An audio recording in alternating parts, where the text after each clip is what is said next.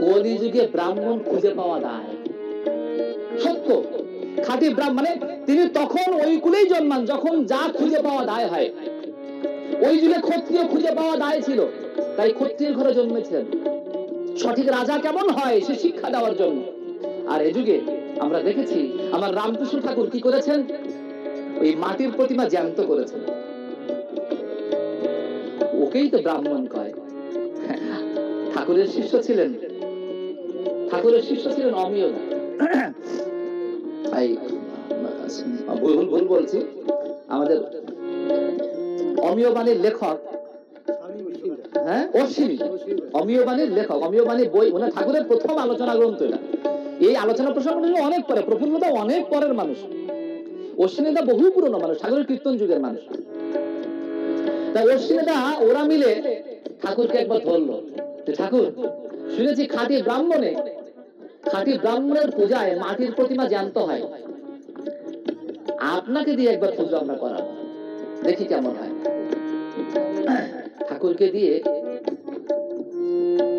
মা জগত্তারিণীর পূজা, সবাই বসে আছেন, আর ঠাকুর সুন্দর করে জগত্তারিণীর পূজা শুরু করেছে। সবাই নিশ্চুপ ভাবে দেখছে, কোথায় মাটির প্রতিমা? আমার শ্যামা মা যেন জ্যান্ত হয়ে দেখা দিয়েছে। শ্যামা মা কি আমার কালো রে, শ্যামা মা কি আমার কালো, কালো রূপে দিগম্বরী, কালো রূপে দিগম্বরী, দিদি পদ করে মোর আলো রে, শ্যামা মা কি আমার কালো রে, শ্যামা মা কি আমার কালো।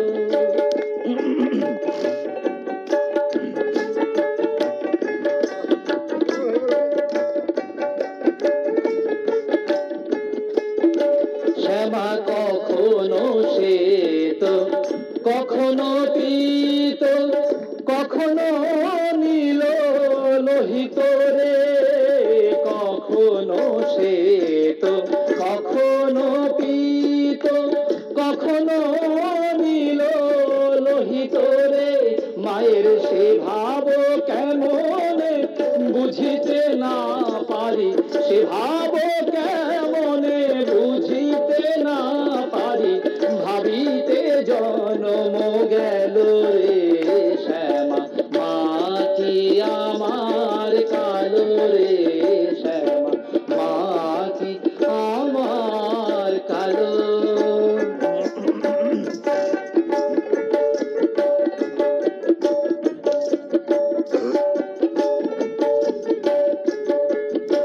শ্যামা কখনো পুরুষ, কখনো প্রকৃতি, কখনো শূন্যকার রে, কখনো পুরুষ, কখনো প্রকৃতি,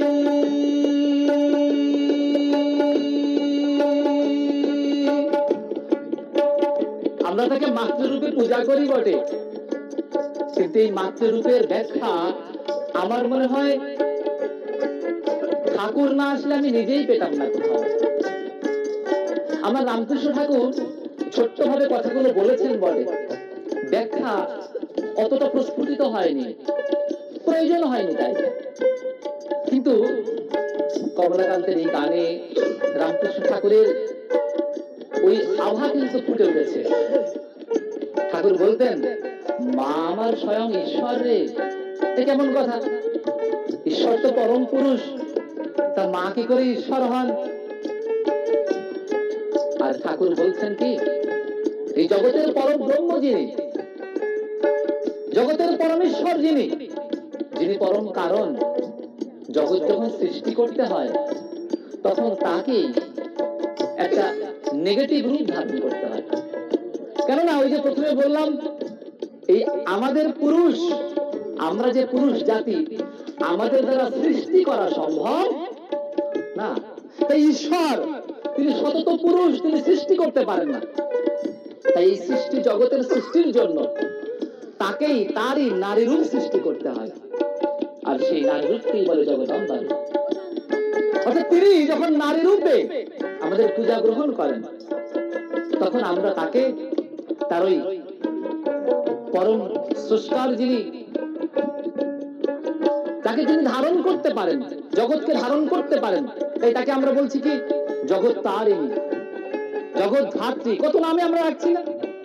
মানে এই জগতের সবকিছুকে তিনি ধারণ করছেন, মানে কি ঘুরে ফিরে একই কথা হয়ে যাচ্ছে, কিন্তু একটা পজিটিভ আর একটা নেগেটিভ। এত সুন্দর করে এই সুন্দর জায়গাটায় যদি ঠাকুর না এনে দিতেন, তাহলে এই মাতৃরূপের মধ্যে সহজ মা ডাকটা হয়তো পেতাম না।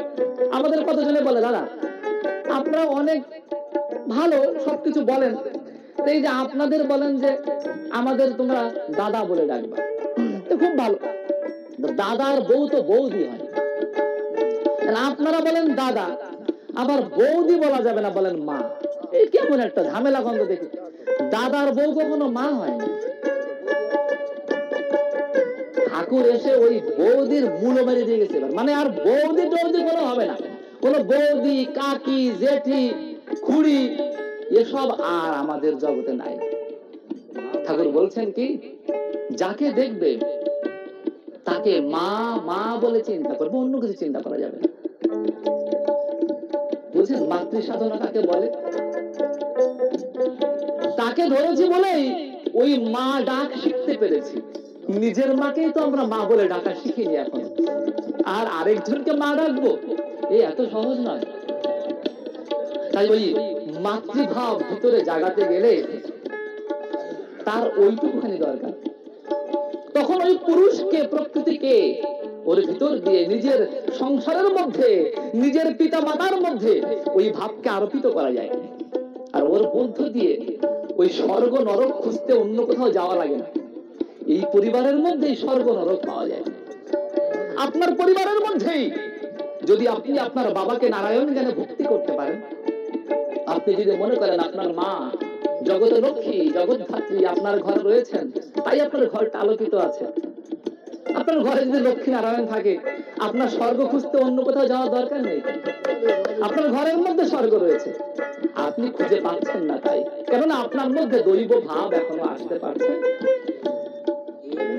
শ্যামা কখনো পুরুষ, কখনো প্রকৃতি, কখনো শূন্য কার্যে, কখনো পুরুষ, কখনো প্রকৃতি, কখনো শূন্য কার্যে।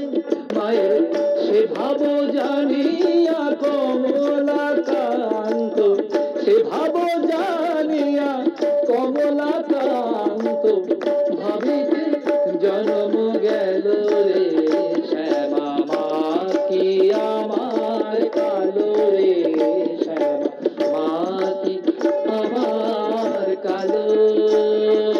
কালো রূপে দিগম্বরী, কালো রূপে দিগম্বরী, পদ করে মোরালো রে শ্যামা মা কি আমার কালো রে, শ্যামা মা কি আমার কালো রে, শ্যামা মা কি আমার কালো। ঠাকুর বলছেন, দেখ স্বর্গটাকে, জগৎটাকে তোর হাতে দিয়ে দিলাম, তুই বিশ্বাস করলে তোর হাতে আছে, আর যদি তুই বিশ্বাস করিস তোর হাতে কিছু নেই। বলছি তুই যদি আমাকে বিশ্বাস করিস তো আমার মধ্যে জগৎকে পাবি, আর বিশ্বাস না করলে আমি ওই শিব চক্রবর্তী সাওয়াল অনুকূল তাই থেকে যাবে। ঠাকুর এ যুগে আমাদের ওই তথাকথিত ধর্ম শেখাতে আসেননি, ও আমরা অনেক জানি। ও ধর্ম আমরা যা জানি তা সারা যুগ শেষ হয়ে যাবে, ও বললে শেষ হবে। কিন্তু ওই ধর্ম জেনে আমাদের যখন উন্নতি হচ্ছে না, ওই ধর্ম জেনে যখন আমরা চাইলেও আগাতে পারছি না, তখন ঠাকুর এসে বলছেন ওই পাতা লতা ফুল এগুলো ধর্ম আর বাদ দাও, এখন একটু শিকড়ের ধর্ম করো। কেননা যদি শিকড় পুষ্ট না থাকে তো গাছ মরে যাবে, আর গাছ মরে গেলে সেই গাছে ফলও হবে না, পাতাও হবে না, ফুলও হবে না। তাই ঠাকুর এসে উৎসের গোড়ার কথাগুলো এবারে ধরিয়ে দিচ্ছেন। অনেকে বলে কি সৎসঙ্গের অনেক কিছু ভালো, কিন্তু অনেক কিছু কেমন নতুন নতুন লাগে, নতুন কিছু নাই সৎসঙ্গে। ঠাকুরের এই ঠাকুর বলেছেন আমার এ যুগে নতুন দেওয়া বিধান হচ্ছে সস্তয়নী, আর সব পুরনো জিনিস। শুধু সস্তয়নী ব্রতটা আমি নতুন করে ব্রত আকারে দিলাম, এটা আগে যজ্ঞ ছিল, সস্তয়ন মহাযজ্ঞ। এখনো দেখবেন ওই যে দোষ টোষ পেলে শান্তি সস্তয়ন করে, এখনো দেখবেন করে, এগুলো আগে বড় আকারে অনেক রকমের ছিল। ঠাকুর বলছেন দোষ করার পরে করার থেকে ও আগের থেকে করে করে দোষ কাটানো ভালো। আমার শান্তি সস্তয়ন আমি